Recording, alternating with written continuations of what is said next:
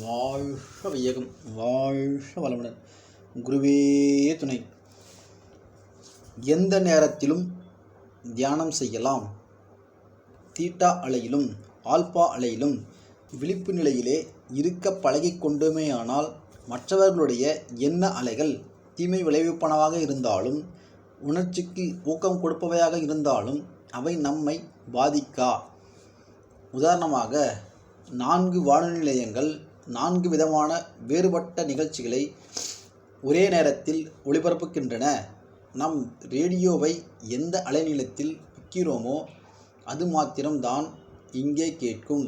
மற்றவையெல்லாம் வந்து மோதும், ஆனால் கேட்காது.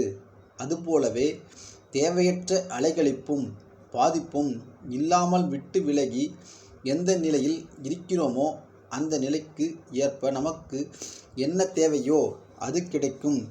நாம் என்ன செய்ய வேண்டுமோ அதை நினைப்போம். நாம் என்ன நினைக்கிறோமோ அதை செய்ய முடியும் என்ற அளவிலே மனித திறமை வெளிப்படுகிறது. இந்த மனித திறமை அதிகரிக்க அதிகரிக்க என்ன ஆகும்?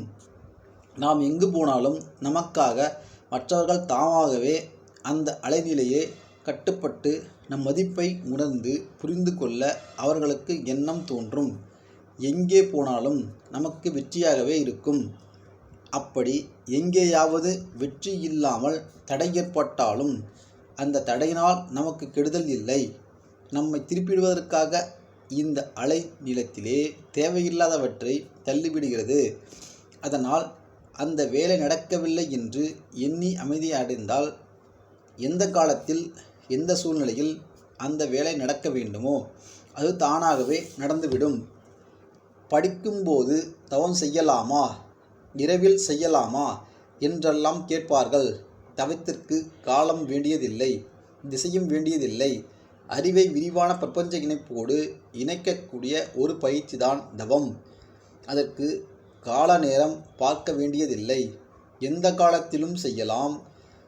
இதையெல்லாம் உணர்ந்து நீங்கள் எவ்வளவு தூரம் ஆழ்ந்து தவம் செய்து வருகிறீர்களோ அந்த அளவுக்கு விவகாரங்களில் ஏற்படக்கூடிய சிக்கல்களை அறிந்து கொள்ளவும் தெளிவான நிலையில் தெளிந்த நிலையிலே அந்த சிக்கல்களை தீர்த்து கொள்ளவும் சிக்கல் வராமல் பாதுகாத்து கொள்ளவும் வேண்டிய விழிப்பு நிலையை இந்த தவம் உங்களுக்கு கொடுக்கும்.